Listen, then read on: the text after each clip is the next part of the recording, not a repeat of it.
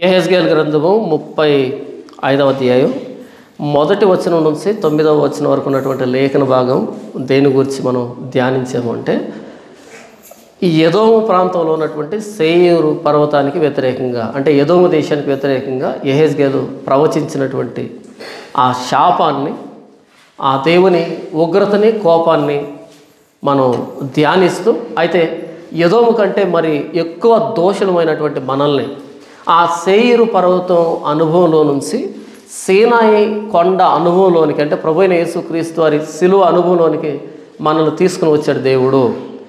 ఎదోము రక్తంగా చేయబడింది, ఎదోము నివాసులు రక్తంగా చేయబడ్డారు. అయితే మన విషయానికి వస్తే మన దోషాన్ని ప్రభువైన యేసుక్రీస్తు వారు ప్రాయశ్చిత్తం చేయడానికి తాను రక్తపు ముద్దగా మాంసపు ముద్దగా మారిపోయాడు.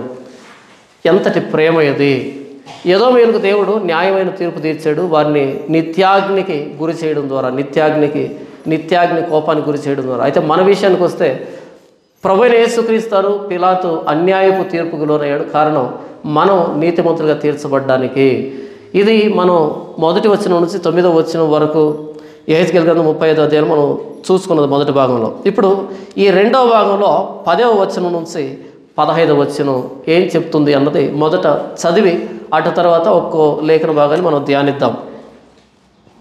10వ వచనం, యెహోవా అక్కడ ఉండినను ఆ రెండు జనములను ఆ రెండు దేశములను మనవే, మనం వాటిని స్వాధీనపరుచుకుందాము రండని నీవు అనుకుంటువే. నా జీవము తోడు నీవు వారి ఎడల పట్టిన పగ వలన వారికి చూపిన అసూయ చొప్పునను క్రోధం చొప్పునను నేను నీకు తగిన పని చేసి నిన్ను శిక్షించుట వలన వారికి నన్ను నేనే తెలియపరుచుకుందును. అవి పాడైనవి, మనకు ఆహారముగా అప్పగింపబడినవని నీవు ఇశ్రాయేలు పర్వతముల గురించి పలికిన దూషణ మాటలన్నీ యెహోవానగు నాకు వినపడినని నీవు తెలుసుకుందువు. పెద్ద నోరు చేసుకొని మీరు నా మీద విస్తారముగా ఆడిన మాటలు నాకు వినపడెను. ప్రభువుకు యెహోవా సెలవిచ్చినదేమనగా, లోకమంతయు సంతోషించుతున్నప్పుడు నాశనమును నేను నీ మీదకి రప్పించదును. ఇశ్రాయేలీల స్వాస్థ్యం పాడైపోవటం చూచి నీవు సంతోషించితివి కనుక నీకును ఆ ప్రకారముగానే చేసేదను. సేయీరు పర్వతమా నీవు పాడగదువో, ఎదోము దేశము యావత్తును పాడైపోవును. అప్పుడు నేను యెహోవానై ఉన్నానని వారు తెలుసుకుందరు. ఈ 10వ వచనం నుంచి ఒక్కో వచనాన్ని మనం ధ్యానిద్దాం. 10వ వచనంలో యెహోవా అక్కడ ఉండినను, ఎక్కడ? ఇశ్రాయేల్ దేశంలో. ఇశ్రాయేల్ దేశం రెండు భాగాలుగా ఉంటుంది. పైన ఉత్తరాన 10 గోత్రాలను కలిపి ఇశ్రాయేల్ దేశం అంటే, దక్షిణాన యోధా బెన్యామీను గోత్రాలను కలిపి యోదయ దేశం అని పిలుస్తారు. ఈ మొత్తం ఒకటే. కాకపోతే సొలొమోను మరణం తర్వాత రెహబాం పరిపాలనలో దేశం రెండుగా విడిపోయింది. ఎలాగైతే ఆంధ్ర తెలంగాణ విడిపోయిందో అలా విడిపోయిందనమాట. బెన్యామీను గోత్రాన్ని యోధా గోత్రాన్ని కలిపి యోదయ దేశం అని పిలిచారు. మిగిలినటువంటి 10 గోత్రాలని ఆ పైన దాను మొదలుకొని ఈ దక్షిణాన ఎఫ్రాయిం వరకు దీన్నంతటినీ ఇశ్రాయేలు దేశం అని పిలిచారు. దేవుడు అంటున్నాడు, యెహోవా అక్కడ ఉండినను, ఎక్కడ? ఇశ్రాయేలు దేశంలో యెహోవా ఉండినను ఆ రెండు జనములను ఆ రెండు దేశములను మనవే అని అనుకుందంట ఎదోము. అరే, బబులోను వచ్చి యూదుల్ని సంహరిస్తూ ఉన్నా లేకపోతే ఇశ్రాయేలును సంహరిస్తూ ఉన్నా సరే అక్కడ యెహోవా ఉన్నాడే. ఆయన కొలనూలును స్వాస్థ్యముగా లాగి వారికి పంచిపెట్టాడే. కొలనూలుతో ఒక్కొక్క గోత్రానికి ఇంతవరకని పొలిమేరలను ఏర్పరిచి ఇచ్చాడే ఇశ్రాయేలుడికి 12 గోత్రాలకి. ఆయన మనం దాన్ని స్వాధీనపరుచుకుంటూ ఉంటే ఊరకుంటాడా అని ఏమాత్రం స్పృహ లేకుండా వాళ్ళను బబులోను పట్టుకుని వెళ్ళిపోయింది. ఇక మనదే, ఆ రెండు దేశాలు మనవే, ఆ రెండు జనాంగాలు మనవే, ఆ భూభాగం మనదే. ఎలా అవుతుంది మనదే? దానిని స్వాస్థ్యాలుగా 12 స్వాస్థ్యాలుగా ఏర్పాటు చేసిన ఆయన్ని పట్టుకుని వెళ్ళలేదు బబులోనీలు. పట్టుకుని వెళ్ళింది అవిధేయులైన యూదుల్ని, దేవుణ్ణి కాదు కదా. దేవుడున్నాడు కదా, ఆయన సియోనులో వాసి కదా, వాసిగా నివసిస్తాడు కదా, సియోను నివాసి కదా ఆయన పోలేదే. ఎదోమీయులు ఎంత గర్వంగా మాట్లాడుతున్నారు అంటే, యెహోవా అక్కడ ఉండినను ఆ రెండు జనములను ఆ రెండు దేశములను మనవే, మనం వాటిని స్వాధీనపరుచుకుందాం రండని నీవు అనుకుంటువే. ఏం మాట్లాడుకుంటున్నావు? అరే మన సహోదరులు అన్యాయం అయిపోయారే అని కాకుండా వాళ్ళు వెళ్ళిపోయారు, మనం స్వాధీనపరుచుకుందాం రండి అని పూరికొల్పు ఒకరొకరు పిలుచుకుంటున్నారు. 11వ వచనం, నా జీవము తోడు నీవు వారి ఎడల పట్టిన పగ వలన వారికి చూపిన అసూయ చొప్పునను క్రోధము చొప్పునను నేను నీకు తగిన పని చేసి నిన్ను శిక్షించటం వలన నన్ను నేనే తెలియపరుచుకుందును. ఓ ఎదోము, నీవు పగబట్టావు, నీవు అసూయపడ్డావో, నీవు ఏదైతే చేసావో, ఎంతైతే క్రోధం చూపించావో, నేను నిన్ను శిక్షించటం వలన నన్ను నేనే వారికి తెలియపరుచుకుంటాను. అది మన మొదటి భాగంలో చూసింది. ఎదోము దేవుని నిత్య కోపాగ్నికి లోనైంది అంటే దాని అర్థం ఏంటంటే, ఒకప్పుడు వీళ్ళు పగ చూపించారు యూదుల మీద, ఒకప్పుడు వీళ్ళు అసూయపడ్డారు యూదులను చూసి, ఒకప్పుడు వీళ్ళు క్రోధం చూపించారు యూదుల మీద. వీటన్నిటికి ప్రతిఫలంగా దేవుడు ఎదోముని నిర్జనంగా మార్చడం ద్వారా, ఎడారిగా మార్చడం ద్వారా, దేవుడు వారిని శిక్షించడం ద్వారా మమ్మల్ని ప్రేమిస్తున్నాడు అని ఇశ్రాయేలీయులకు తన్ను తాను కనబరుచుకోవడం. అది 11వ వచనం. 12వ వచనం చూడండి, అవి పాడైనవే మనకు ఆహారముగా అప్పగింపబడినవని నీవు ఇశ్రాయేలు పర్వతముల గురించి పలికిన దూషణ మాటలన్నీ యెహోవానగు నాకు వినపడినని నీవు తెలుసుకుందువు. ఇశ్రాయేల్ దేశం పాడైపోతూ ఉంటే వీళ్ళు అనుకున్నారు మనకు ఆహారం దొరుకుతుంది అని. మనం చిన్నతనంలో కథలు చదివి ఉంటాం, బాలమిత్ర చందమామ కథలు చదివి ఉంటాం కదా. ఆ కథల్లో ఒక జంతువు కనపడుతుంది, నక్క, జిత్తులు మారి నక్క అంట కదా, నక్క. మనకు తెలిసినటువంటి చాలా కథల సారాంశం ఏంటంటే, ఉదాహరణకి అనంత దూరంలో ఒక బాగా బలిసినటువంటి జింక మేస్తుంది అనుకో, నక్క ఎంత ఉంటుంది, చాలా చిన్నగా ఉంటుంది, గుంట నక్క, చిన్నగా ఉంటుంది, జిత్తులు మారింది. కానీ ఆ జింకను తినాలని ఆశ పుట్టింది దీనికి, ఆ జింక మాంసం తినాలని ఆశ పుట్టింది. ఏం చేస్తుంది ఇది? ఏం చేస్తుంది? పక్కనే ఉన్నటువంటి సింహం దగ్గరికి వెళ్తుంది.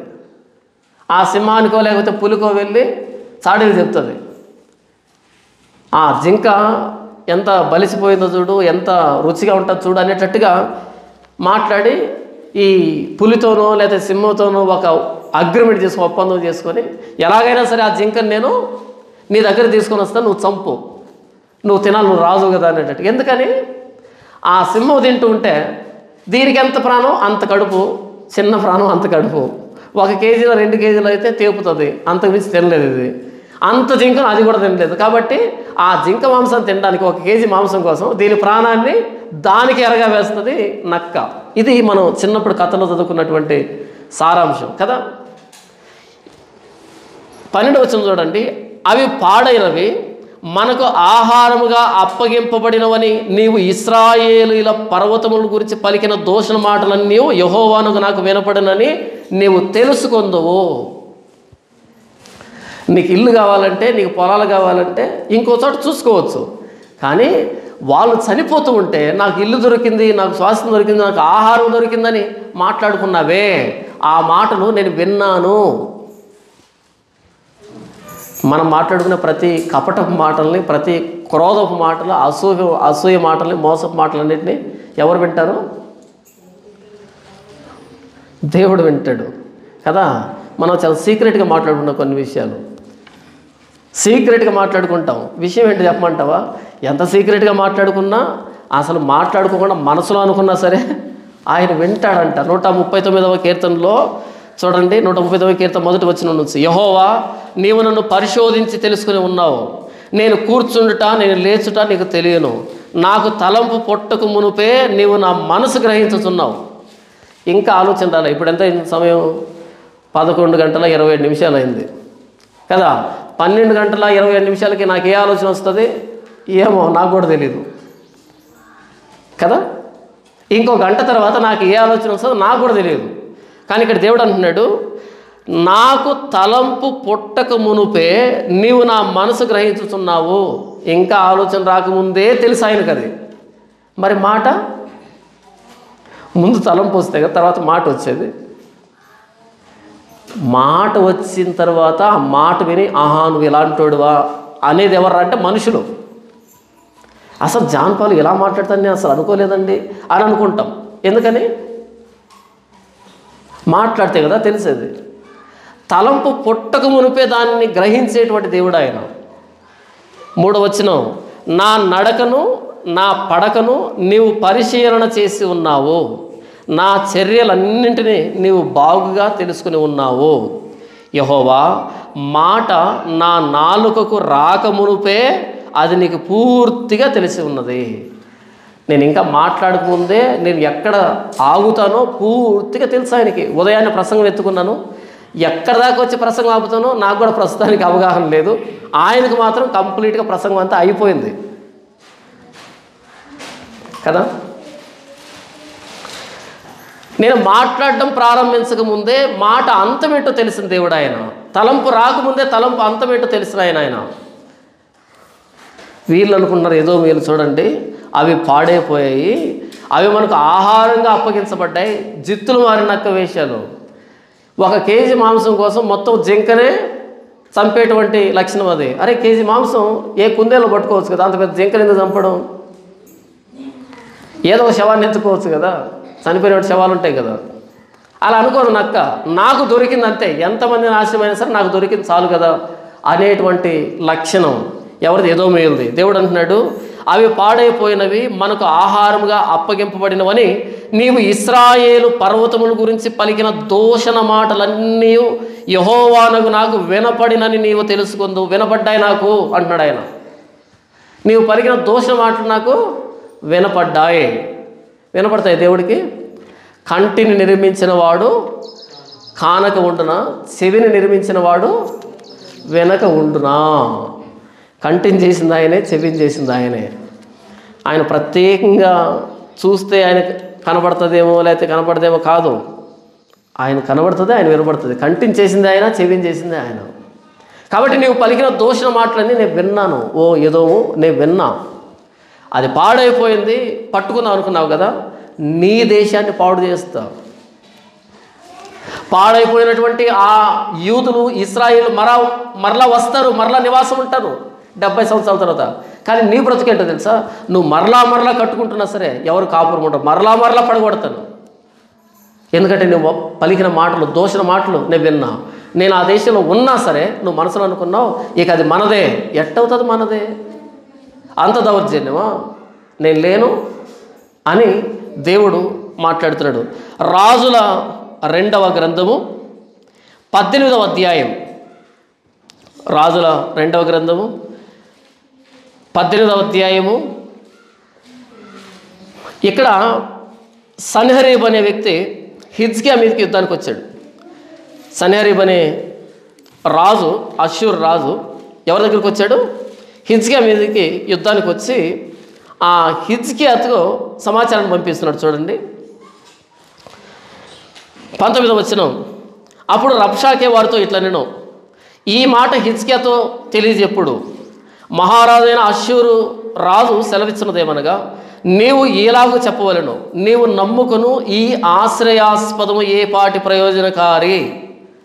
ఎవరి గురించి మాట్లాడు? దేవుడి గురించి మాట్లాడుతాడు. ఓ హిజ్కియా, నీవు నమ్ముకుంటున్నటువంటి ఈ ఆశ్రయాస్పదం ఏ పాటి ప్రయోజనం అంటే మీ దేవుడు నా నుంచి రక్షించగలడా? మహారాజైన అష్షూరు రాజు సెలవిచ్చినదేమనగా, అంటే మహారాజు, ఈ మహారాజు చేతుల నుంచి సైన్యములకు అధిపతిని యెహోవా రక్షించడంట.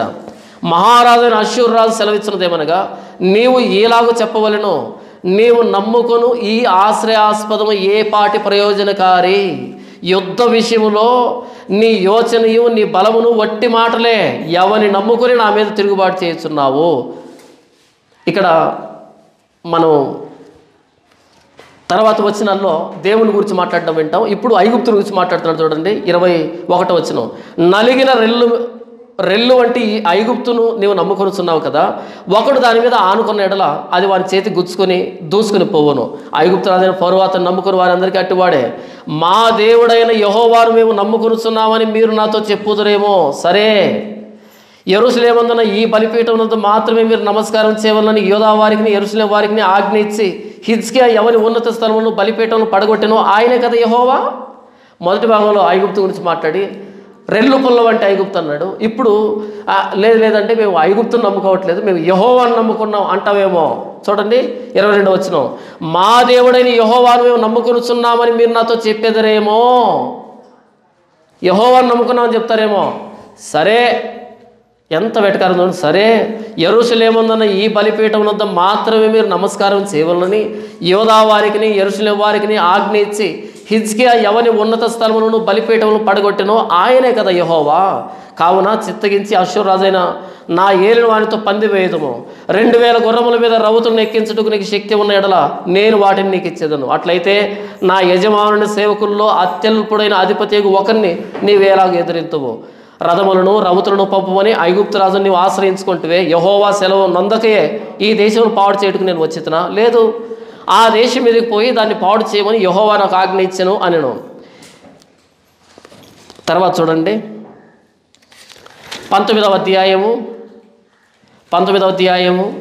20 వచనం నుంచి ఎప్పుడైతే అలా మాట్లాడాడో ఈ 18వ అధ్యాయంలో చూడండి ఇంకా ఎంత గర్వంగా మాట్లాడతారో చూడండి. 32వ వచనం, అటు పిమ్మట మీరు చావకు బ్రతున్నట్లుగా మేము వచ్చి మీ దేశం వంటి దేశమునకు అనగా గోధుమలను ద్రాక్షరసమును గల దేశమునకును ఆహారమును ద్రాక్ష చెట్లను గల దేశమునకును ఒలివ తైలమును తేనె గల దేశమునకు మిమ్మల్ని తీసుకుని పోదుము. అచ్చట మీరు సుఖముగా ఉందరు. కావున యెహోవా మిమ్మల్ని విడిపించునని చెప్పి హిజ్కియా మీకు బోధించు మాటలు వినవద్దు.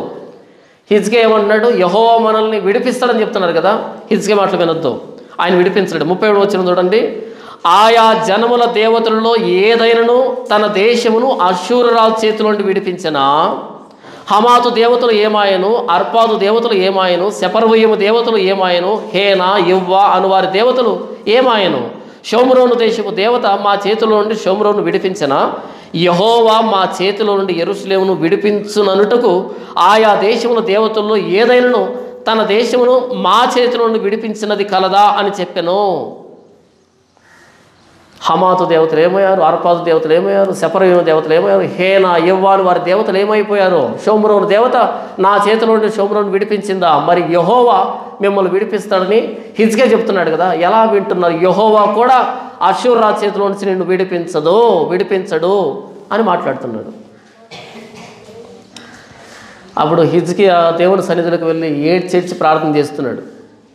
ఏమని ప్రార్థన చేశాడు చూడండి, 28వ వచనం, 19:20 అంతటా ఆమోజు కుమారుడైన యెషయా హిజ్కియా యొద్దకు ఈ వర్తమానం పంపెను. ఇశ్రాయేలు దేవుడిని యెహోవా సెలవిచ్చినదేమనగా, అశ్షూరు రాజైన సన్హెరీబు విషయమందు నీవు నా ఎదుట చేసిన ప్రార్థనని నేను అంగీకరించి ఉన్నాను. అతని గురించి యెహోవా సెలవిచ్చిన మాట ఏదనగా, సీయోను కుమారి అయిన కన్యక నిన్ను దూషణ చేయుచున్నది, నిన్ను అపహాస్యం చేయుచున్నది, యెరూషలేము కుమారుని నిన్ను చూచి తల ఊచుచున్నది. నీవు ఎవరిని తిరస్కరించితివే, ఎవరిని దూషించితివే, నీవు గర్వించి ఎవరిని భయపెట్టితివే, ఇశ్రాయేలుల పరిశుద్ధ దేవునినే కదా. నీ దూతల చేత యెహోవాను తిరస్కరించి పలికించిన మాటలు ఇవే కదా. నా రథముల సముదాయంతో నేను పర్వత శిఖరములకును లెబానోను పార్శ్వములకు ఎక్కి ఉన్నాను. ఎత్తుగల దాని దేవదారు వృక్షములను శ్రేష్టమైన సరళ వృక్షములను నరికివేసి ఉన్నాను. వాని దూరపు సరిహద్దుల్లో సత్రముల్లోనికి కర్మెలు పర్వతములకు క్షేత్రమైన అడవిలోనికి ప్రవేశించి ఉన్నాను. నేను త్రవ్వి పరుల నీళ్లు పానము చేసి ఉన్నాను. నా అరకాల చేత నేను దిట్టమైన స్థలమును నదులన్నింటినీ ఎండిపో చేసి ఉన్నాను. నేనే పూర్వం మంది దీన్ని కలుగు చేసేతననియు పురాతన కాలం మంది దీన్ని నిర్ణయించుతనని నీకు వినబడలేదా? ప్రాకారము గల పట్టణము నీవు పాడుదిబ్బుగా చేయుట నా వలనే సంభవించినది. కాబట్టి వాటి కాపురస్తులు బలహీనలై జడిసిరి విభ్రాంతి నుండి పొలములోని గడ్డి వలెను కాడవేయని చేలవలను అయిరి.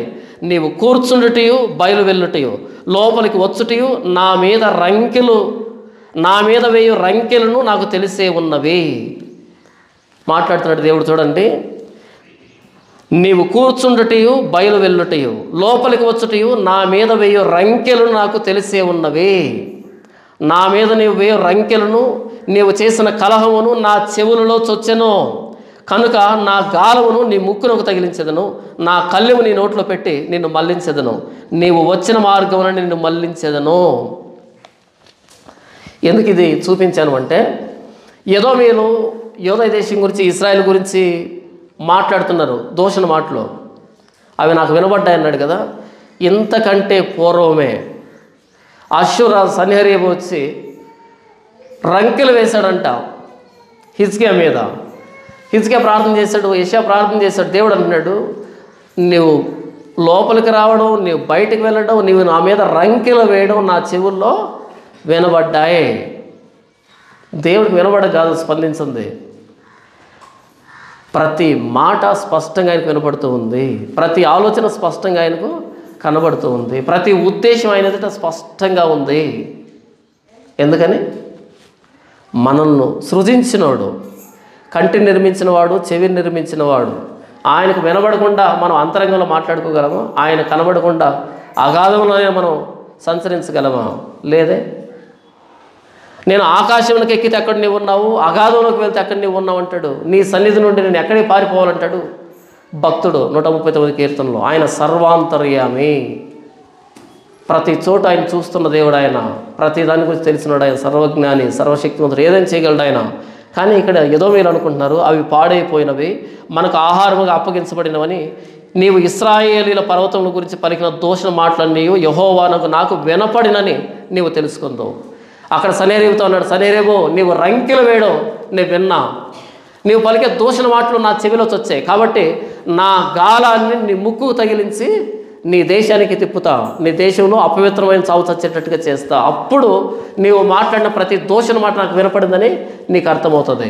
ఇక్కడ ఎదోము దేశం అన్నది నిర్జనంగా మారిపోయిందంటే అప్పుడు నీకు అర్థమవుతుంది, నీవు మాట్లాడిన మాటలు నాకు వినబడ్డాయి, మీరు గదుల్లో సీక్రెట్గా మాట్లాడుకున్న మాటలు నాకు వినబడ్డాయి. మీరు చూపిన క్రోధాన్ని, మీరు చూపిన మోసాన్ని, మీరు చూపిన అసూయని, మీరు చూపిన ద్వేషాన్ని మీ నెత్తి మీదకి రప్పిస్తాను. వాళ్ళ దేశం పాడైపోయింది మనం ఆక్రమించుకుందాం అనుకున్నా, కాదు, మీ దేశం పాడు చేస్తాను, వారి దేశాన్ని ఆక్రమించుకునేటట్టుగా చేస్తాను. ఇశ్రాయేలీలు మరలా రాజకీయ మకుటంగా తయారవుతారు, మరలా భవనాలు కట్టబడతాయి, మరలా పొలాలు దున్నబడతాయి, మరలా వ్యాపారం వస్తుంది, మరలా ఆరాధన ప్రారంభమవుతుంది ఇశ్రాయేల్ దేశంలో. కానీ మీ విషయానికి వస్తే నిర్జనంగా పాడుగా ఏ మనిషి సంచారం లేకుండా అటు ఇటు వెళ్ళే వాళ్ళు ఏంటది అని అంటే అది భక్తిహీనుల ప్రదేశం, యెహోవా నిత్య కోపాగ్నిలోనైన ప్రదేశం అని తలలూచేటట్టుగా చేస్తాను, భక్తిహీనుల ప్రదేశంగా మారుస్తాను. అప్పుడు మీ మాటలు నా చెవిలో వినబడ్డాయని మీకు అర్థమవుతుంది. మనం మాట్లాడే ప్రతి మాట వింటాడు ఆయన. మన పొరుగు వారికి కీడు తలపెట్టాలని మనం మాట్లాడుకున్న ప్రతి మాట ఆయన వింటాడు. మన పొరుగు వారికి హాని తలపెట్టాలని మనం ఆలోచించిన ప్రతి ఆలోచన ఆయన చూస్తాడు. చూడండి, ఎదోము దేశాన్ని గురించి ఎదోము మీదకి దేవుడు ఉగ్రతను పంపిస్తాడు కదా. చూడండి, ఓబద్య గ్రంథం ఒకటి ఉంటుంది. ఎక్కడ ఆమోసు గ్రంథానికి యోనా గ్రంథానికి మధ్యలో ఒక పేపర్ ఉంటుంది, ఒకే ఒక పేపర్ ఉంటుంది, ఒక్క పేజీ మాత్రమే. దాన్ని ఓబద్య గ్రంథం అంటారు. ఆ ఓబద్య గ్రంథంలో దేవుడు మాట్లాడుతున్న మాట చూడండి.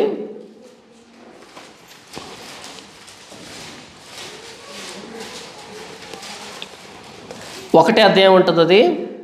అక్కడ మాట్లాడుతున్నాడు, ఎక్కడి నుంచి 12 నుండి నేను చదివినిపిస్తాను. నీ సహోదరుని శ్రమానుభవ దినము చూచి నీవు ఆనందమొంద తగదు, యోధా వారి నాశన దినమును వారి స్థితిని చూచి నీవు సంతోషింప తగదు, నా జనుల ఆపద్దినమున నీవు వారి గుమ్మముల్లోనికి చొరబడ తగదు, వారి ఆపద్దినమున నీవు సంతోషపడుచు వారి బాధను చూడ తగదు, వారి ఆపద్దినమున నీవు వారి ఆస్తిని పట్టుకొన తగదు, వారిలో తప్పించుకుని వారిని సంహరించుటకు అడ్డత్రోవల్లో నీవు నిలువ తగదు, శ్రమదినమందు అతనికి శేషించిన వారిని శత్రువుల చేతికి అప్పగింప తగదు. ఎదోము చేసినటువంటి ద్రోహం, ఎదోము చూపించిన క్రోధం, ఎదోము ప్రవర్తించిన విధానం చూడండి 12 నుండి. నీ సహోదరుని శ్రమానుభవ దినము చూచి నీవు ఆనందమొంద తగదు, యోధా వారి నాశన దినమున వారి స్థితిని చూచి నీవు సంతోషింప తగదు, నా జనుల ఆపద్దినమున నీవు వారి గుమ్మములోనికి చొరబడ తగదు, వారి ఆపద్దినమున నీవు సంతోషపడుచు వారి బాధను చూడ తగదు, వారి ఆపద్దినమున నీవు వారి ఆస్తిని పట్టుకొన తగదు, వారిలో తప్పించుకుని వారిని సంహరించుటకు అడ్డత్రోవల్లో నీవు నిలువ తగదు, శ్రమదినమందు అతనికి శేషించిన వారిని శత్రువుల చేతికి అప్పగింప తగదు. ఇన్ని దోషాలు. ఇప్పుడు చూడండి 15వ వచనం, యెహోవా దినము అన్య జనులందరి మీదకి వచ్చుచున్నది, అప్పుడు నీవు చేసినట్టే నీకు నువ్వు చేయబడును, నీవు చేసినదే నీ నెత్తి మీదకి వచ్చును అని మాట్లాడుతున్నాడు. ఒకానొక రోజు నీవు చేసిందే నీ నెత్తి మీదకి రప్పిస్తాను, నేను నీవు చేసినదే నీ నెత్తి మీదకి రప్పిస్తాను, నీవు కొలిచిన కొలతతోనే నీ ఒడిలో తిరిగి కొలిచిపోస్తాను. ఇంకా దేవుని కొలత ఎలా ఉంటుంది తెలుసా? మనం ఇలా పైన కొలిచిపోస్తామేమో, ఆయన మాత్రం అదిలించి కుదించి కొలిచిపోస్తాడు. ఎప్పుడైనా మీరు ధాన్యాన్ని కొలిచారా? అలా కొలిచిపోస్తూ ఉంటారు. అలా కాకుండా ఇలా అదిమది కొలుస్తారు. రెండింతలు వస్తుంది ధాన్యం, ఆ సందులు కూడా లేకుండా వెళ్ళి. దేవుడు మనం కొలిచిన కొలతతోనే ఇంకా అణిచి కుదిలించి మరి కొలిచిపోస్తాడు ఆయన. మోసపోకుడి, దేవుడు వెక్కిరించబడడు. నీవు చేసినదే క్షమించండి, మనం ఏది విత్తుతామో ఆ పంటనే కోస్తాం. దేవుడు వెక్కిరించబడ్డు. మనం విత్తినటువంటి విత్తనానికే పంటనిస్తాడు ఆయన. అంతే, ఏది విత్తుతామో దాన్నే కోస్తాం. ఇక్కడ యెహెజ్కేలు గ్రంథంలో ఎదోము యోధా వారి నాశనాన్ని చూసి సంతోషపడింది, సంబరపడింది. అది పాడైపోయింది, ఇక మనదే, ఎవరు లేరు, ఇక మనదే మనదే మనదే. కానీ వీళ్ళ దేశం ఎడారిగా మారిపోతుంది అనే విషయం అర్థం కావట్లేదు. అది కూడా మనదే అనుకున్నారు, కానీ ఇది కూడా వీళ్ళది కాదని అర్థం కాలే. అది వీళ్ళది కాదు, ఇది కూడా వీళ్ళది కాదు. భక్తిహీన ప్రదేశంగా మార్చబడుతుంది. కానీ అంతకుముందు సేయిరు పర్వతం అంటే ఎదోము దేశం అంటే చుట్టూ కొండలతో, కొండల మీద పర్వతాలతో, ప్రాకారాలతో, శత్రు దుర్భేద్యమైనటువంటి కోట, శత్రు దుర్భేద్యమైనటువంటి ప్రదేశం. మా మీదకి ఎవడు వస్తాడు? ఎవడు రాడు. ఓ సేయిరు పర్వతమా, నేను నీకు విరోధిని. దేవుడు రాడు. మిగిలినటువంటి దేశాలు రాకపోవచ్చు, అంత శత్రు దుర్భేద్యమైనటువంటి ప్రాకారాలు ఉన్నాయి. కానీ ఓ సేయిరు పర్వతమా, 2వ వచనం చూడండి, 3వ వచనం, దానికి మాట ఎత్తి ఎలాగో ప్రవచింపము, ప్రభువైన యెహోవా సెలవిస్తున్నదేమనగా, సేయిరు పర్వతమా, నేను నీకు విరోధిని, నా హస్తం నీ మీదికి చాపి నిన్ను పాడుగాను నిర్జనముగాను చేసేదను. ఓ సేయిరు పర్వతమా, నేను నీకు విరోధిని. చుట్టుపక్కల రాజ్యాలను చూసుకొని ఏ రాజ్యం వస్తుందో నా మీదకి అనుకుంటున్నావేమో, నేను నీకు విరోధిని, నిర్జనంగా మార్చి పడేస్తాను అని చెప్పాడు. మీరు మాట్లాడిన ప్రతి మాట నాకు వినపడిందని నీకు తెలుసుకునేటట్టుగా నాశనం చేస్తాను. 13వ వచనం చూడండి, పెద్ద నోరు చేసుకొని మీరు నా మీద విస్తారముగా ఆడిన మాటలు నాకు వినపడను. పెద్ద నోరు చేసుకొని దేవుడి మీద ఆడిన విస్తారమైన మాటలు నాకు వినపడ్డాయి. 13వ వచనం, పెద్ద నోరు చేసుకొని మీరు నా మీద విస్తారముగా ఆడిన మాటలు నాకు వినపడెను.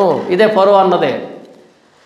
మా దేవుడు చెప్తున్నాడు వదిలిపెట్టమనంటే, యెహోవా ఎవడు తెలీదంట. యెహోవా ఎవరో అంతే కదా. మరి మా దేవుడు చెప్తున్నాడు మమ్మల్ని పంపించాలి, మేము బలర్పించాలి, పండుగ చేయాలి, ఉత్సవం చేయాలంటే, నిర్గమకాండం 5వ అధ్యాయము 1వ వచనం నుంచి, తర్వాత మోషే అహరోనులు వచ్చి ఫరోను చూసి, ఇశ్రాయేలు దేవుడైన యెహోవా అరణ్యములో నాకు ఉత్సవం చేయుటకు నా జనము పోనిమ్మని ఆజ్ఞాపించుతున్నాడు అని ఫరో, నేను అతని మాట విని ఇశ్రాయేలును పోనిచ్చుటకు యెహోవా ఎవడు? ఏంటంటే ఆయన పరిస్థితి, యెహోవా ఎవడు అని ఎంత గర్వంగా మాట్లాడాడు. యెహోవా ఎవడు అదే మాట్లాడుతున్నాడు దీంట్లో. ఈ యెహెజ్కేలు గ్రంథంలో పెద్ద నోరు చేసుకొని నా మీద నీవు పలికిన దూషణ మాటలు నేను విన్నాను. చూడండి, ఈ 1 సమూయేలు గ్రంథం 17వ అధ్యాయంలో, 1 సమూయేలు గ్రంథం 17వ అధ్యాయంలో మనకి ఈయన కనపడతాడు. ఎవరు? గొల్యాత్ అనేటువంటి వ్యక్తి కనపడతాడు. ఆ గొల్యాత్ అనే వ్యక్తి ఏం చేస్తాడు? ఉదయం మొదలుకొని ఆ 40 రోజులు ప్రతిరోజు ఏం చేస్తాడు? ఏం చేస్తూ ఉంటాడు? నేను చదివినిపిస్తా చూడండి. 4వ వచనం నుంచి, గాతు వాడైన గొల్యాతును శూరుడకుడు ఫిలిస్తీన్ల దండులో నుండి బయలుదేరుచు ఉండెను. అతడు 6 మూళ్ళ జానుడు ఎత్తు మనిషి. ఎంత ఎత్తున్నాడంట? 6 మూళ్ళ జానుడు. 6 మూళ్ళ జానుడు ఉన్నాడంట. దేవుడు ఎంత ఎత్తుంటాడు? ఇశ్రాయేలు దేవుడైన సైన్యములకు అధిపతి యెహోవా ఎంత ఎత్తుంటాడు? గొల్యాతుని ఒక గోడకు నిలవబెట్టి స్కేలు ఎంత 6 మూళ్ళ జానుడు అంట ఆయన హైటు. అంటే ఆ టాప్ తగులుతాడేమో నాకు తెలిసి. కానీ ఒక పక్క దేవుడు నిలబెట్టాము, ఎంత ఎత్తు వస్తాడు దేవుడు? అసలు పోలిక బాగలేదు కదా, పోలికే బాగలేదు, పోల్చడే బాగలేదు. నేను ఎందుకు చెప్తానంటే ఆ మాట, ఆ 6 మూల జానుడి ఎత్తును చూసుకొని సవాల్ చేస్తున్నాడు మనోడు. ఎవరి మీద సవాల్ చేస్తాడో చూద్దాం. 5వ వచనం, అతని తల మీద రాగి స్థిరస్త్రానం ఉండెను, అతడు యుద్ధ కవచం ధరించి ఉండెను, ఆ కవచము 5,000 తులముల రాగి ఎత్తుగలదండి, చాలా బరువు. మరియు అతని కాళ్ళకు రాగి కవచమును, అతని భుజముల మధ్యను రాగి బల్లెం ఒకటి ఉండెను. అతని ఈట నేతగాని ధోని అంత పెద్దదే, మరియు అతని ఈట కొన 600 తులముల ఇనుము ఎత్తుగలది. ఒకడు డాలును మోయొచ్చు, అతని ముందర పోవచ్చుండెను. అతడు నిలిచి ఇశ్రాయేలు దండు వారిని పిలిచి, యుద్ధ పంక్తులు తీర్చుటకై మీరెందుకు బయలుదేరి వచ్చితిరి? నేను ఫిలిస్తీయుడును కానా? మీరు సౌలు దాసులు కారా? మీ పక్షముగా ఒకరిని ఏర్పరచుకొని అతన్ని నా ఎదుగు పంపుడే. అతడు నాతో పోట్లాడి నన్ను చంపగలిగిన ఎడలా మేము మీకు దాసులు మగదుము, నేను అతన్ని జయించి చంపిన ఎడలా మీరు మాకు దాసులై మాకు దాస్యం చేయదురు. ఈ దినమున నేను ఇశ్రాయేళ్ల సైన్యములను తిరస్కరించుచున్నాను, ఒకరిని నియమించిన ఎడల వాడును నేను పోట్లాడుదామని ఆ ఫిలిస్తీయుడు చెప్పుచూ వచ్చెను. సౌలును ఇశ్రాయేలందరూ ఆ ఫిలిస్తీయుని మాటలు వినినప్పుడు బహు భీతులయ్యిరి. అలా వాడు ప్రతిరోజు వచ్చి కేకలు వేసి సవాల్ చేస్తున్నాడు, ఎవడైనా ఒకటి రండి, ఎవడైనా ఒకటి రండి అని. నేను సున్నత లేని ఫిలిస్తీయుని కదా, మీరు సౌలు దాసులు కదా, సున్నత కలిగిన వాళ్ళు కదా, రండి ఒకడు అంటూ ఉంటే ఎవడు ముందుకు పోలే. తర్వాత వస్తాడు దావీదు, వస్తాడు. సున్నత లేని ఈ ఫిలిస్తీయుడు, సున్నత కలిగిన ఇశ్రాయేలీలు, జీవం కలిగిన దేవుని ప్రజలను దూషించడానికి ఎవడు వీడు అని కోపం వస్తుంది. యుద్ధం యెహోవాదే. వీడెవరిని అడుగుతున్నాడు? నేను 6 మూల జానుడు ఉన్నాను, వాళ్ళేమో పట్టుకున్నారు, ఒకడు రెండు ముందుకని వీళ్ళని చూస్తున్నాడు. కానీ వీళ్ళ వెనకాల ఉన్న సైన్యములకు అధిపతిని యెహోవాకు వీడికి యుద్ధం అని వాడికి తెలియదు. దావీదు చెప్పాడు, యుద్ధం యెహోవాదే. 6 మూల జానుడు ఎత్తు మనిషిని ముందు పెట్టుకొని ఫిలిస్తీయులు వెర్రవీగుతున్నారు. వాడికంటే చాలా హైట్ ఉంటాడు యెహోవా. ఇది ఇశ్రాయేలుకు తెలియదు, యుద్ధం యెహోవాది. అప్పుడు రాళ్ళు తీసుకుని వస్తే, ఒడిసలు తీసుకుని వస్తే నేను కుక్కను అనుకున్నావా అని అన్నాడు. ఎందుకని? ఆయన ఎత్తుకి దావీదు ఎలా కనపడుతున్నాడు, అంత చిన్న కనపడుతున్నాడు. లేకపోతే ఒక మనిషి కుక్క ఎంత హీనంగా కనపడుతుందో అలా పోలుస్తున్నాడు. కానీ దేవుని దృష్టికి వ్యక్తి ఎవరు? కుక్క కంటే హీనం. అలాగే కొట్టి చంపాడు, కుక్క చావు చచ్చాడు గొల్లియాతు. నేనేం చెప్తాను ఇంతకీ, ఇక్కడ ఈ 13వ వచనంలో పెద్ద నోరు చేసుకొని మీరు నా మీద విస్తారంగా ఆడిన మాట నాకు వినపడెను. గొల్లియాతు ఎలాగైతే పెద్ద నోరు చేసుకొని సవాల్ చేశాడో, ఈ ఎదోమీయులు కూడా యూదుల మీద, ఇశ్రాయేలు మీద, ఇశ్రాయేలు దేవుడైన యెహోవా మీద పెద్ద నోరు చేసుకుని మాట్లాడిన మాటలు నాకు వినబడెను అంటున్నాడు ఆయన. మనం కూడా అంతే కదా, సమస్య వచ్చినప్పుడు ఎవరిని తిడతాం? ఫస్ట్ ఏదైనా తేడా వస్తే ఎవరి మీద దూషిస్తాం? ఎవరిని దూషిస్తాం? జాగ్రత్త. ఎంత కష్టం వచ్చినా సరే దేవుని దూషించొద్దు. ఎందుకంటే నరకంలో చేసే వాళ్ళ పని దేవుని దూషించడం, నరకానికి వెళ్ళిన చేసే పని దేవుని దూషించడమే. బ్రతికుండగా పని చేయొద్దు. నరకానికి వెళ్తే చేయండి, ఆటోమేటిక్గా వచ్చేస్తాయిలేండి అక్కడ. దేవుణ్ణి దూషించడం, దేవుణ్ణి నిందించడం ఎట్టి పరిస్థితుల్లో చేయొద్దు. ఎందుకంటే ఆయన అంటున్నాడు చూడండి, పెద్ద నోరు చేసుకుని మీరు నా మీద విస్తారంగా ఆడిన మాటలు నాకు వినపడను. ఈ మాట నాతో అంటే దేవుడు, జాన్ పాల్ నువ్వు పెద్ద నోరు వేసుకొని ఇష్టం వచ్చినట్టు నా మీద మాట్లాడిన మాటలు నాకు వినపడలేదు అనుకుంటున్నావా అంటే గజ గజ గజ వణుకురాదు.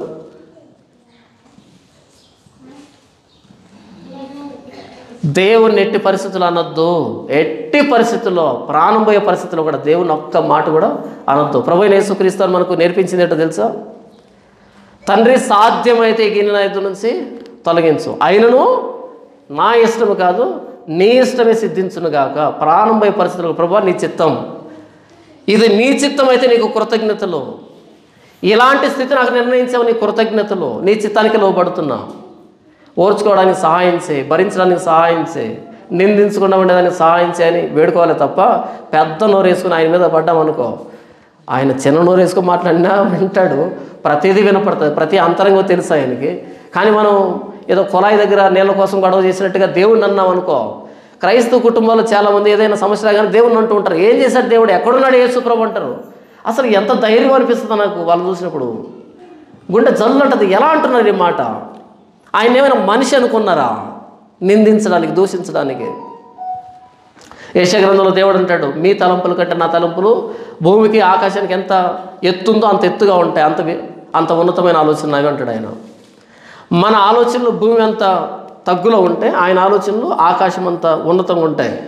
ఈ ఆలోచనలు ఆకాశాన్ని అర్థం చేసుకునేది ఎప్పుడు, అందుకునేది ఎప్పుడు? మనం ఆకాశాన్ని అందుకోగలమా? మన ఆలోచన ఆకాశాన్ని అందుకోలేదు. ఆయన ఆలోచన అంత ఉన్నతంగా ఉంటాయి. కాబట్టి మనకు తెలియకుండా ఊరకే దేవుణ్ణి నిందించడం అన్నది మహాపాపం. యెహోవా నామమును వ్యర్థముగా ఉచ్చరింపకూడదు, ఆజ్ఞది. ఆయన నామాన్ని వ్యర్థంగా ఉచ్చరించకూడదు. పలకడమే తప్పుగా పలకూడదు, ఉచ్చరించకూడదు, ఎక్కడ పడితే ఎక్కడ వాడకూడదు. మొన్న ఎవరు అడిగారు నన్ను, అన్న మీరేంటన్నా ప్రైజ్ ది లార్డ్ అని పిలవరు, ప్రైజ్ ది లార్డ్ అని గ్రీటింగ్ చేయరు ఎందుకు, ప్రతిదానికి వందనాలు అని చెప్తారు ఎందుకు అన్నట్టు నేను చెప్పాను, ప్రైజ్ ది లార్డ్ అంటే దేవుని స్తుతించండి అని కదా. దేవుని స్తుతించండి అన్నప్పుడు ఆ గాంభీర్యం, ఆ గౌరవం, ఆ హుందాతనం, ఆ భక్తిభావం ఉండాలి. ఉండినప్పుడే దానికి గౌరవం. ఊరికే ప్రైజ్ ది లార్డ్ అంటున్నాం అనుకో, ఉత్తుత్తునే లోపల లేకుండా దేవుణ్ణి వెక్కిరించినట్టు. కాబట్టి నేను ఆ పదాన్ని వాడను, ఎందుకంటే అన్ని సందర్భాల్లో అదే ఉద్దేశంతోనే వాడకపోవచ్చు. ఒక 100 మంది కనపడతారు ఒక ఫంక్షన్కి వెళ్తే, అందరూ ప్రైజ్ ది లార్డే. దేవుని స్తుతించు, ఐస్ క్రీమ్ తింటూ దేవుని స్తుతిస్తూ ఉంటారు, లేకపోతే కూల్ డ్రింక్ తాగుతూ ప్రైజ్ ది లార్డ్ అంటారు, లేకపోతే ఏదో మాట్లాడుకుంటూ ఫోన్లో ప్రైజ్ ది లార్డ్ అంటారు. ఉద్దేశపూర్వకంగా కాకుండా నిర్లక్ష్యంగా మాట్లాడినప్పుడు దేవుడికి అవమానం కదా. ఎందుకు వచ్చిందని వందనాలు అంటే నమస్కారం అని సరిపోయింది, దేవుడికి ఏం దోషం లేదు కదా, వందనాలు అంటే సరిపోద్ది. Praise the lord, praise to the lord అంటే దేవునికి స్తుతి కలుగుగాక అన్నప్పుడు ఉద్దేశపూర్వకంగా నిజంగా ఆ గాంభీర్యాన్ని కలిగి ఆ భక్తిభావాన్ని కలిగి అన్నప్పుడే దేవుడికి మహిమ వస్తుంది. కానీ ఊరకే పలకరించుకోవడానికి మాట్లాడుతూ ఉంటే అంతకు మించిన అపచారం ఇంకొకటి లేదు. కాబట్టి వందనాలు అంటే సరిపోతుంది.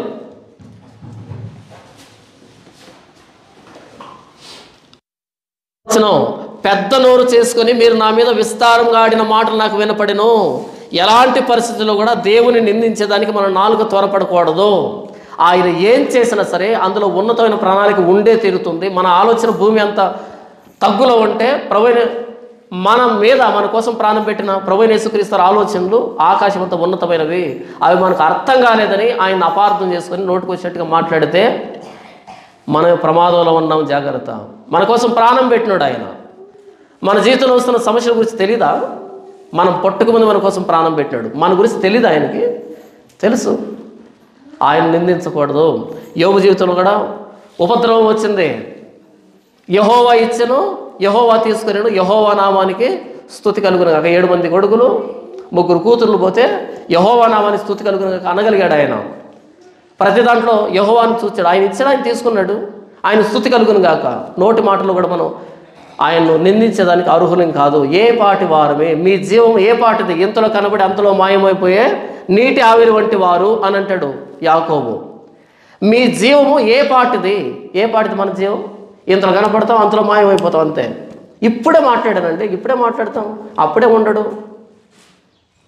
అంత అల్పమైన ఆయుష్ పెట్టుకొని ఎప్పుడు చనిపోతామో తెలియనట్టు మనం ఆ నిత్యుడకు దేవుడిని, ఆ సృష్టికర్తని, ఆ మహోన్నతుడి మీద నోటుకొచ్చినట్టు మాట్లాడడానికి ఎలా త్వరపడుతున్నాం? ఆయన మనలాంటి వాడుగా భావించాం ఆయన్ని. మనలాంటి వాడు ఏమనుకుంటున్నాం? కాదు, ఆయన ఆలోచనలు ఆకాశం అంత ఉన్నతమైనవి. కాబట్టి నిందించొద్దు, మనకు అర్థం కాని ప్రతిదీ అపార్థం చేసుకోవద్దు.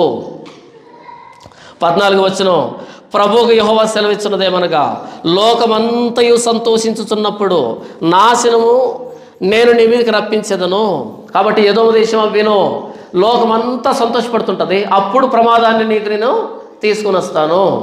ఇప్పుడు లోకమంతా కష్టాల్లో ఉన్నప్పుడు నువ్వు సంబరాలు చేసుకుంటున్నావు, భవిష్యత్తులో లోకమంతా సంతోషంగా ఉంటుంది, ఇశ్రాయేల్ దేశం అంతా సంతోషంగా ఉంటుంది, అప్పుడు నాశనాన్ని నీ మీదకి నేను తీసుకొని వస్తాను.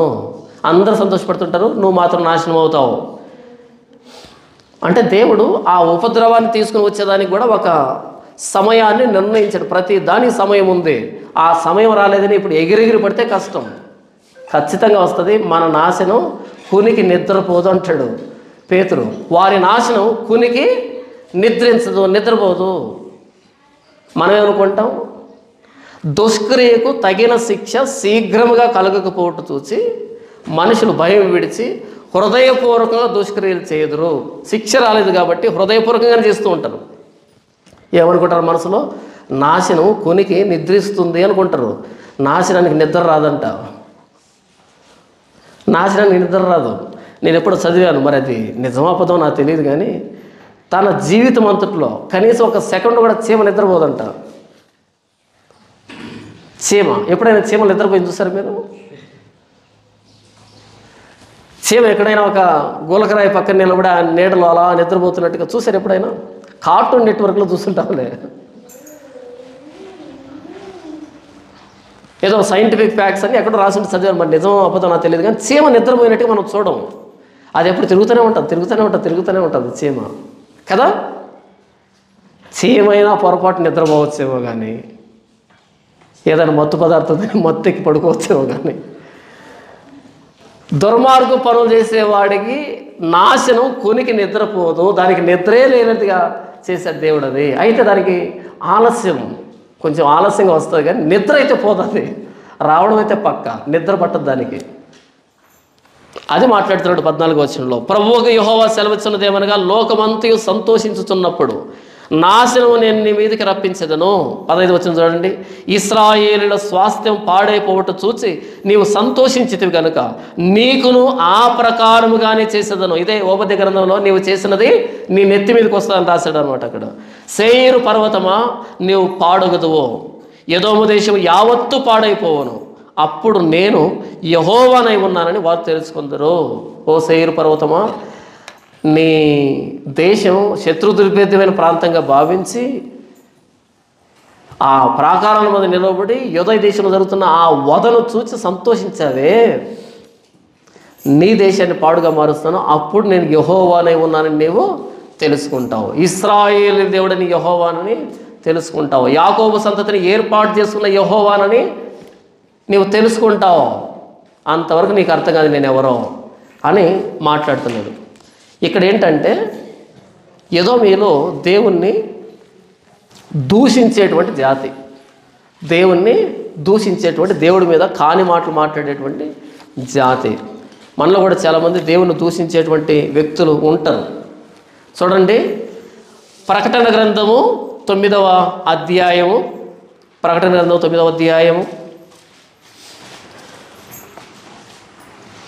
20వ వచనం. అంటే ఆ 13 నుంచి ఒక తెగుళ్ళను గురించి రాయబడింది. 13 నుంచి తెగుళ్ళను గురించి, బాధాకరమైనటువంటి తెగులు వచ్చింది 13వ వచనం నుంచి. అదంతా మినహాయిస్తే 20వ వచనం, ఈ దెబ్బల చేత చావక మిగిలిన జనులు, ఈ దెబ్బల చేత చావక మిగిలిన జనులు, అంటే పైన చాలామంది చచ్చిపోయారు, అంత ఉపద్రవం వచ్చింది. ఈ దెబ్బల చేత చావకుండా మిగిలిపోయిన వాళ్ళు ఏమనుకోవాలి? అమ్మయ్య, దేవుడు మమ్మల్ని మినహాయించాడు, మా ప్రాణం కాపాడబడింది, దేవుడు మమ్మల్ని క్షమించు, వాళ్ళగా మమ్మల్ని చంపలేదు, మీ కృతజ్ఞతలు, మాకు జీవితాన్ని ఇచ్చారు అనాలి కదా. అనాల వద్దా?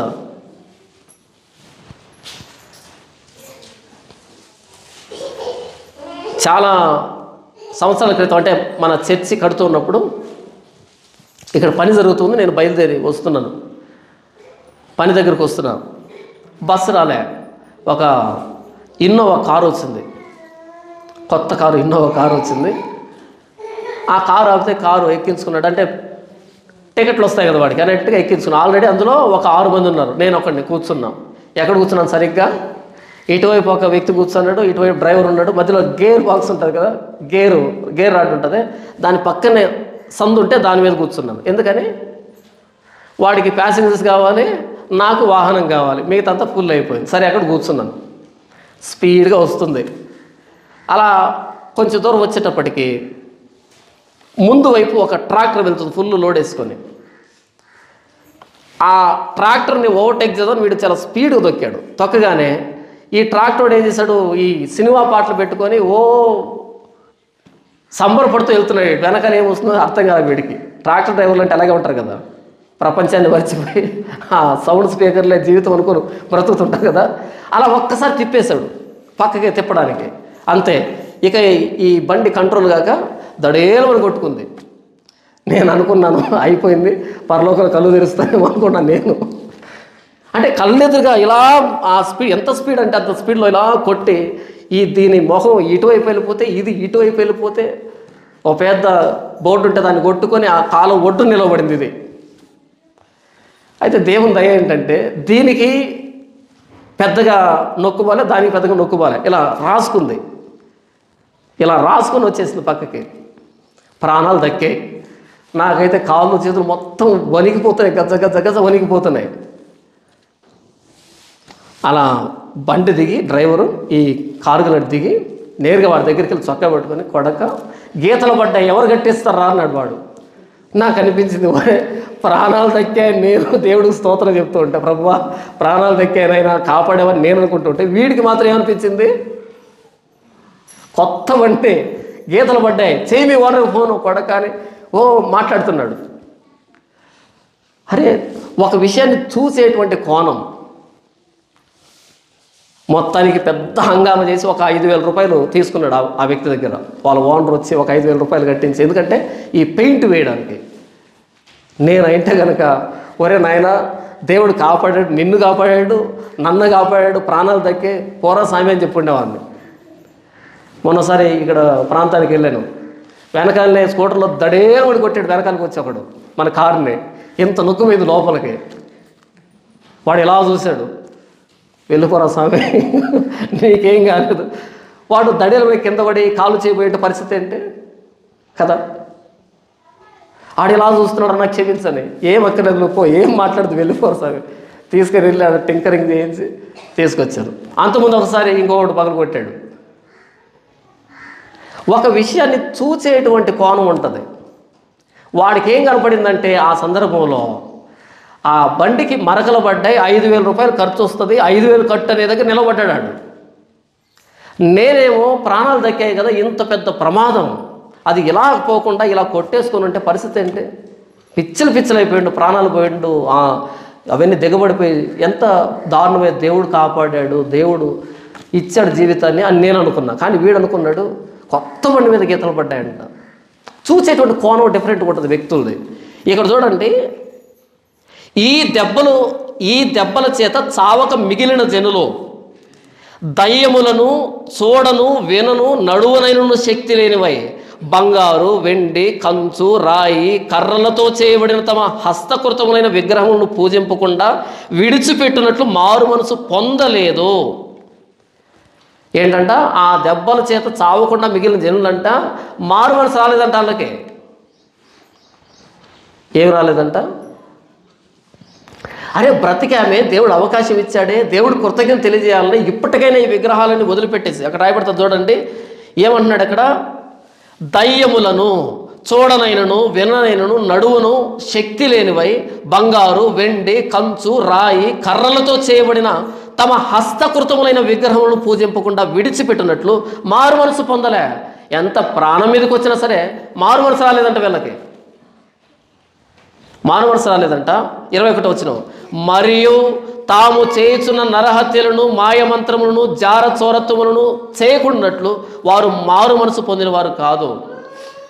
అంటే దేవుణ్ణి స్తుతించేటువంటి లక్షణం లేదు, దేవుడికి సాగిలపడి విధేయులైనటువంటి మారు మనసు పొందేటువంటి లక్షణం రాలే వీళ్ళకి. అదే మూర్ఖత్వంలో కొనసాగుతున్నారు. ఎన్ని అవకాశాలు ఇచ్చినా, ఎదురుగా ఎంతమంది చస్తున్నా, ఎంతమంది బతుకుతున్నా సరే, మేము చావాల్సింది బ్రతికామని తెలిసినా సరే మరలా అదే పని చేస్తారు. మనం సంఖ్యాకాండంలో చూస్తాం, కోరహు ఈ జాతి అంతా చస్తారు. కోరహుతో పాటు వెంబడించినటువంటి వాళ్ళందరూ చచ్చిపోతారు కదా. చనిపోయిన ఆ రోజు సాయంకాలమే మరుసటి రోజే గుంపు వస్తుంది. ఏమని, మీరు యెహోవా ప్రజలను చంపారు. వారు చంపింది ఎవరు? మోషే. ఏమైనా ఇలా భూమిని చీల్చాడా? మోషే భూమిని చీల్చలే. భూకంపం మోషే చెప్తే రాలే. దేవుడు కదా, మీరు దూరంగా నిలబడండి అని వాళ్ళకి చెప్పి వీళ్ళను భూమి నెరవేర్చి ఈ ఎవరిని కోరహు సముద్రాలందరినీ మింగివేసింది భూమి. ప్రాణాలతోనే పాతాళానికి వెళ్ళారు, అంటే సమాధులకు వెళ్ళారు అని అక్కడ రాయబడితే, ఆ మరుసటి రోజే ఆ సాయంకాలం వస్తారు మనోళ్ళు, మీరు యెహోవా ప్రజలను చంపారు అని. అంటే వీళ్ళకి ఏమీ ఎక్కలే, ఏ మార్పు లేదు. ఎదురుగా ఎంతమంది వచ్చినా మార్పు రాదు, వీడి మీదకి చావు వచ్చి బయటపడినా మార్పు రాదు. ఎదోమేలు లక్షణం, ఎదోమేలు లక్షణం ఇది. ఎదోమేలు ఎప్పుడు తెలుసుకుంటారంటే దేవుణ్ణి, మీ పట్టణాలు నాశనమైనప్పుడు తెలుసుకుంటారు. దేవుణ్ణి దూషించడం, దేవునికి లోబడినటువంటి అవిధేయ హృదయం ఎవరిదంటే ఎదోమేలుది. అయితే నీవు నేను ఏ స్థితిలోకి వచ్చాము అంటే, ప్రకటన గ్రంథము 5వ అధ్యాయము, ప్రకటన గ్రంథం 5వ అధ్యాయము 9-10 వచనాలు చూడండి. ఆ పెద్దలు, నీవు ఆ గ్రంథమును తీసుకొని దాని ముద్రలను ఇప్పుటకు యోగ్యుడు, నీవు వధించబడిన వాడవై నీ రక్తం ఇచ్చి ప్రతి వంశములోను ఆయా భాషలు మాట్లాడే వారిలోను ప్రతి ప్రజలోను ప్రతి జనములోను దేవుని కొరకు మనుషులను కొని మా దేవునికి ఒక రాజ్యముగాను యాజకులుగాను చేసేటివి కనుక వారు భూలోకమందు ఏలుదురని క్రొత్త పాట పాడుదురు. ప్రభువైన యేసుక్రీస్తు వారు శిలువలో ప్రాణం పెట్టడం ద్వారా ఏం జరిగిందంటే, ప్రభువైన యేసుక్రీస్తు శిలువలో వధించబడ్డాడు కదా, వధించబడిన గొర్రెపిల్లలాగా బలైపోయాడు కదా. ఏం జరిగిందంటే, నీవు నీ రక్తం ఇచ్చి, నీవు వధించబడిన వాడవై నీ రక్తం ఇచ్చి ప్రతి వంశములోను ఆయా భాషను మాట్లాడేవారిలోను ప్రతి ప్రజలోను ప్రతి జనములోను దేవుని కొరకు మనుషులను కొని మా దేవునికి వారిని ఒక రాజ్యముగాను యాజకులుగాను చేసేటివి కనుక వారు భూలోకమందు ఏలుదురని క్రొత్త పాట పాడుదురు. ప్రభువైన యేసుక్రీస్తు వారిని ప్రతినిత్యం ఆరాధించేటువంటి, స్తుతించేటువంటి, గణపరిచేటువంటి, పాటలు పాడేటువంటి, కీర్తించేటువంటి జాతి ప్రభువైన యేసుక్రీస్తు రక్తం చిందించడాన్ని బట్టి భూమి మీద ఏర్పాటైంది. ప్రతి వంశం, ప్రతి ప్రాంతం, ప్రతి జనంలో నుంచి. ఒకప్పుడు మనం ఎలాగున్నాం? రోమీయులకు రాసిన పత్రిక 3వ అధ్యాయం 11వ వచనం నుంచి, నీతిమంతులు లేడు, ఒక్కడు లేడు, గ్రహించువాడెవడును లేడు, దేవుని వెతుకువాడు ఎవడును లేడు, అందరూ త్రోవ తప్పి ఏకముగా పనికి మాలిన వారైరే, మేలు చేయవాడు లేడు, ఒక్కడైన లేడు, వారి గొంతుక తెరచిన సమాధి, తమ నాలుకతో మోసం చేయుదురు, వారి పెదవుల కింద సర్ప విషం ఉన్నది, వారి నోటి నిండా శపించుటయు పగయు ఉన్నవే. ఇదందరి స్థితి, మనందరి స్థితి ఏంటంటే, వారి నోటి నిండా శపించడం, పగ, వారి పెదవుల కింద సర్ప విషం, దూషణ, మేలు చేయడం చేత కదా మనకి. అలాంటి స్థితిలో ఉన్నాం. కానీ ఇప్పుడు ఏ స్థితికి వచ్చాం? ప్రతినిత్యం ప్రభువైన యేసుక్రీస్తుని స్తుతించే స్థితికి వచ్చాం. నిందించే స్థితికి, దూషించే స్థితికి లేం మనం ఇప్పుడు. గతంలో మనం ఏం చేసేవాళ్ళం? దూషించేవాళ్ళం. పగ, కోపం, అసూయ, క్రోధం, ద్వేషం. ఇప్పుడు ఎలా తయారయ్యామంటే, ప్రభువైన యేసుక్రీస్తు వారిని ప్రతి సందర్భంలో మనం గౌరవించే వాళ్ళుగా, స్తుతించే వాళ్ళుగా, మనం ఆశీర్వాదానికి వారసులుగా పిలువబడ్డాం కాబట్టి దోషులకు ప్రతి దోషణ కాదు, కీడుకు ప్రతి కీడు కాదు, ఆశీర్వదించండి. ఆశీర్వాదానికి పిలువబడ్డాం కాబట్టి మనం దోషులకు ప్రతి దోషణ చేయొద్దు, కీడుకు ప్రతి కీడు చేయొద్దు, ఆశీర్వదించండి. ఆ స్థితికి వచ్చాం. ఎలా జరిగింది ఇది? ప్రభువైన యేసుక్రీస్తు వారు వధించడాన్ని బట్టి, ప్రభువైన యేసుక్రీస్తు రక్తంతో మనల్ని కొనడాన్ని బట్టి జరిగినటువంటి స్థితి ఇది. ఒకవేళ లేకపోతే మనం అంతా ఏదో మీరులాగా ఎలా ఉండేవాళ్ళమే? పెద్ద నోరు చేసుకొని శపించడం, దూషించడం, క్రోధం చూపించడం, మోసం చేయడం, కపటంగా మాట్లాడడం, కొండాలు చెప్పడం, సాడీలు చెప్పడం, నిందించడం, ఇలాంటి స్థితిలో బ్రతుకుతున్న మనం, ఏదోము లాంటి స్థితిలో ఉన్న మనం ఏ అనుభవంలోకి వచ్చాం? ప్రభువైన యేసుక్రీస్తు వారి శిలువ త్యాగాన్ని బట్టి, ఆయన రక్తాన్ని బట్టి కీడుకు ప్రతి కీడు కాకుండా, దోషణకు ప్రతి దోషణ కాకుండా ఆశీర్వాదాన్ని ప్రకటించే వాళ్ళగా పిలువబడ్డాం. చూడండి, ఫిలిప్పీయులకు రాసిన పత్రిక 2వ అధ్యాయము 6వ వచనం నుంచి, ఆయన దేవుని స్వరూపం కలిగిన వాడై ఉండి దేవునితో సమానముగా ఉండుట విడిచిపెట్టకూడని భాగ్యమని ఎంచుకొనలేదు, కానీ మనుషుల పోలికగా పుట్టి దాసుని స్వరూపం ధరించుకొని తన్ను తాను రిక్తునిగా చేసుకొనెను. మరియు ఆయన ఆకారముందు మనుషుడిగా కనబడి మరణం పొందినంతగా, అనగా శిలువ మరణం పొందినంతగా విధేయత చూపినబడై తన్ను తాను తగ్గించుకొనెను. అందుచేతను పరలోకముందున్న వారిలో కానీ, భూమి మీద ఉన్న వారిలో కానీ, భూమి క్రింద ఉన్న వారిలో కానీ ప్రతి వాని మోకాలు యేసునామమును వంగునట్లును, ప్రతి వాని నాలుకయు తండ్రి అయిన దేవుని మహిమార్థమై యేసుక్రీస్తును ప్రభువు అని ఒప్పుకున్నట్లును దేవుడు ఆయనను అధికంగా హెచ్చించి ప్రతి నామమునకు పై నామమును ఆయనకు అనుగ్రహించెను. ప్రభువైన యేసుక్రీస్తు వారిని ఆకాశం మీద కానీ, భూమి మీద కానీ, భూమి క్రింద కానీ ప్రతి వ్యక్తి యేసుక్రీస్తు నామములో మోకరించేటట్టుగా, ప్రతి నాలుక యేసుక్రీస్తును ప్రభువుని ఒప్పుకునేటట్టుగా అంతగా దేవుడు హెచ్చించాడు. ఈరోజు నీవు నేను ఒప్పుకుంటున్నాం, భూమి మీద ఒప్పుకుంటున్నాం యేసుక్రీస్తును ప్రభువని, మన రాజుని, మన నాయకుడు, విమోచకుడని, మన రక్షకుడని, మన దేవుడని ఒప్పుకుంటున్నాం. మన నాలుగుతో ఆయన స్తుతించున్నాం. మన మోకాలు ఆయన ఎదుట వంగుతూ ఉంది, ఆయన శిలువ ఎదుట వంగుతూ ఉంది. కానీ ఇక్కడ ఎవరైతే భూమి మీద ప్రభువైన యేసుక్రీస్తుని అంగీకరించలేదో, వారి నాలుగుతో యేసుక్రీస్తుని ఒప్పుకోలేదో, వారి మోకాల్లో ఆయన ఎదుట మోకరింపజేయలేదో, రేపు నరకంలో చేస్తారు ఆ పని. ధన్యకరమైన స్థితిలోకి వచ్చాం. ప్రభువైన యేసుక్రీస్తు వారిని నిత్యం స్తుతించేటువంటి, ఆయన ఎదుట నిత్యం మోకరించేటువంటి స్థితిలోనికి దేవుడు మనం తీసుకొచ్చాడు. దేనికి చెప్తున్నా ఇదంతా? ఎదోము లాంటి మనము, దోషకరమైన మాటలు మాట్లాడే మనము, అక్కడ యెహోవా ఉన్నా సరే మనం దాన్ని ఆక్రమించుకుంటామని గర్వంగా మాట్లాడేటువంటి ఎదోము లాంటి స్థితి, క్రోధం, అసూయ, ద్వేషాన్ని మాట్లాడేటువంటి ఎదోము లాంటి స్థితిలో నుంచి, పెద్ద నోరేసుకొని యెహోవాకు విరుద్ధంగా మాట్లాడేటువంటి స్థితిలో నుంచి, ప్రతి దానికి దేవుని దూషించాం, మనుషులను దూషించాం, అలాంటి స్థితిలో నుంచి దేవుడు మనల్ని ఎక్కడ తీసుకొచ్చాడంటే మన కోసం సిలువలో ప్రారంభించిన ప్రభు అయిన యేసుక్రీస్తుని నిత్యం ఆరాధించేటువంటి స్థితిలోనికి, నిత్యం స్తుతించేటువంటి స్థితిలోనికి, ప్రతినిత్యం ఆయన ఎదుట మోకరించేటువంటి ఆ తగ్గింపు స్థితిలోనికి దేవుడు మనల్ని తీసుకొని వచ్చాడు. ఇదంతా ప్రభు అయిన యేసుక్రీస్తుని వధించడాన్ని బట్టి, ఆయన రక్తం కార్చడాన్ని బట్టి మనం ఈ ప్రపంచం నుంచి ఏర్పాటు చేయబడ్డాం, ప్రత్యేకించబడ్డాం. ఇది గొప్పతనం ప్రభు అయిన యేసుక్రీస్తులో మనకున్నది. ఇప్పటికీ ప్రభు అయిన యేసుక్రీస్తుకి బయట ఉన్నటువంటి వ్యక్తులు ఎవరైతే ఉన్నారో అదే దూషణ, అదే పగ, అదే శపించడం, అదే మోసం, అదే కపటం, పెద్ద నోరేసుకొని అందరినీ మాట్లాడడం. మనం ఆశీర్వాదానికి వారసులుగా పిలువబడ్డాం కాబట్టి కీడుకు ప్రతి కీడు, దోషకు ప్రతి దోషం మనం చేయడానికి పిలువబడలేదు. ఇది ఎలా సాధ్యమైందంటే ప్రభు అయిన యేసుక్రీస్తు శిలువలో ప్రాణం పెట్టడాన్ని బట్టి. ఎదోము లాంటి మనం ప్రభు అయిన యేసుక్రీస్తు వారిలో యాజకులమయ్యాం. ప్రత్యేకమైన ప్రజ, ప్రత్యేకమైన జాతిగా, ప్రత్యేకమైన వంశంగా మార్చబడ్డాం. ఎదోము లాంటి మనం యేసుక్రీస్తు రక్తాన్ని బట్టి యాజకులుగా మార్చబడ్డాం. ఇది ధన్యకరమైన స్థితి, ఇంకెవరికి లేనటువంటి స్థితి. ఇది యేసు ప్రభు రక్తంలోనే సాధ్యమైంది. ఆ రోజు ఏదో మీరు చేసినటువంటి ఆ ద్రోహాన్ని బట్టి, హింసను బట్టి, కీడును బట్టి, ఆ పగను బట్టి, దోషను బట్టి వాళ్ళ దేశం సర్వనాశనం అయితే, మనం చేసినటువంటి ఎదోము లాంటి చేష్టలన్నిటి బట్టి ప్రభు అయిన యేసుక్రీస్తు శిలువలో వధించబడాల్సి వచ్చింది. ఆయన వధించబడి మనల్ని ఏమైనా శిక్షించాడా? లేదు. ఆ వధించబడిన ఆయన రక్తంతో మనల్ని యాజక వంశంగా చేశాడు. యాజకుల పని ఏంటంటే ఆశీర్వదించడం, దీవించడం. యాజకులారా, యెహోవా మిమ్మల్ని తన నామాన్ని బట్టి ఆశీర్వదించడానికి ఏర్పాటు చేస్తున్నాడు అని అంటాడు రాజుల గ్రంథంలో. దేవుడు మిమ్మల్ని, యాజకుల్ని, లేవీయులు ఎందుకు ఏర్పాటు చేస్తున్నాడంటే యెహోవా నామాన్ని బట్టి ఆశీర్వదించడానికి మిమ్మల్ని పిలిచాడు. కాబట్టి మీరు ఆయన పనిని అశ్రద్ధగా చేయకండి, నిర్లక్ష్యంగా చేయకండి అని మాట్లాడినట్టుగా ప్రభు అయిన యేసుక్రీస్తు రక్తాన్ని బట్టి, ఆయన వధించడాన్ని బట్టి మనం యాజక వంశంగా చేయబడ్డాం. అంతకుముందు ఎదోము లాంటి ప్రజానీకం, ఎదోము లాంటి ప్రతిదానికి దేవుని నిందించే వాళ్ళం, మనుషులు నిందించే వాళ్ళం, పరిస్థితులు నిందించే వాళ్ళం.